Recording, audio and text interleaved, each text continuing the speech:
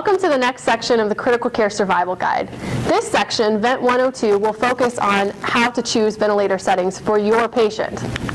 You may be asking yourself, can you please just give me some standard ventilator settings that'll work for my patient every time? Unfortunately, I can't do that for you because there's no one-size-fits-all in the ICU, so no best mode that's going to work for every patient. But I'll help you out. Let's start with let's have a place to start. The first thing you're going to be asked about when you're setting ventilator settings is your tidal volume. Respiratory therapists will say, hey doc, what kind of tidal volume do you want? And you say, don't just pick a number and use it every time. We actually like to start with something in the 6 to 8 mLs per kilogram ballpark. Remember, that's not the patient's actual body weight. That's going to be using predicted body weight. Next, you'll want to look at your respiratory rate. So normal average is somewhere in the 12 to 16 ballpark, but again, depends on your patient and depends on what tidal volume you set to begin with. But together, these typically look at a 6 to 8 liter per minute ventilation. Your patient may require more than that, but that's what's considered a standard place to start. The next thing that you'll set is your PEEP. If your patient's significantly hypoxic, 5 might not be enough, but 5's our usual starting place for PEEP. And then finally, you'll need to set your FiO2, and this is titrated either based on your O2 sats or on your ABGs. We typically lean towards just going based on the pulse ox monitor and targeting an oxygen saturation of 92 and better. Although if you're getting frequent ABGs, you could use that as well. So now that you have some ideas of where we start, let's talk about a few specific circumstances in the ICU that you may run into that you would need to adjust these settings. The first one is ARDS. We have a whole lecture on ARDS, but I want to remind you that the low tidal volume ventilation that we use in ARDS is associated with decreased mortality, so it's really important to implement in these patients. That means starting with a tidal volume of around 6 mLs per kilo, predicted body weight, and then checking a plateau pressure. We're targeting a plateau pressure less than 30. So when you check your pressure, if it's above 30, you'll slowly work down on the tidal volume until you can get a plateau pressure under 30.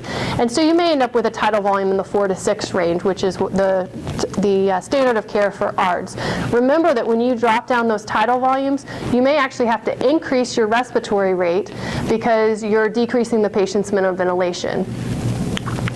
The next circumstance we'll talk about is airway obstruction. So you think about this in patients coming in with acute COPD or asthma exacerbations. These patients are very tight and they're going to take a long time to expire. So the way you compensate for that on the ventilator is by giving them an increased I/E ratio. So instead of 1 to 2, we may use 1 to 3 or 1 to 4, or you can shorten your I time, again affecting that ratio.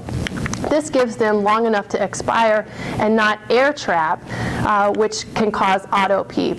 If you see that happening on the ventilator, what you want to do is turn up your tidal volume and actually decrease your respiratory rate. So even though they're taking a bigger breath, they could potentially have more time to exhale. You may need additional sedation for these patients as well. Next, we'll talk about a couple of hyperventilatory states. The first one of these is metabolic acidosis. So think about these patients, if they weren't actually on a ventilator, they would be very tachypnic, sometimes up into the 30s, trying to compensate to keep a normal pH. Once you intubate and sedate them, you have to do this for them. So whether you accomplish that by higher tidal volumes or higher respiratory rates is up to you. Frequently, they need both, though, to maintain their pH. The other hyperventilatory state that's important to know about is acute CNS catastrophes. So if you have a large stroke, these patients frequently have elevated intracranial pressures, and you'll want to target a slightly lower PCO2 in the 30 to 35 range to help decrease those intracranial pressures ever so slightly with the ventilator. Again, that's accomplished by setting higher respiratory rates typically, or a tidal volume, and then checking your ABGs.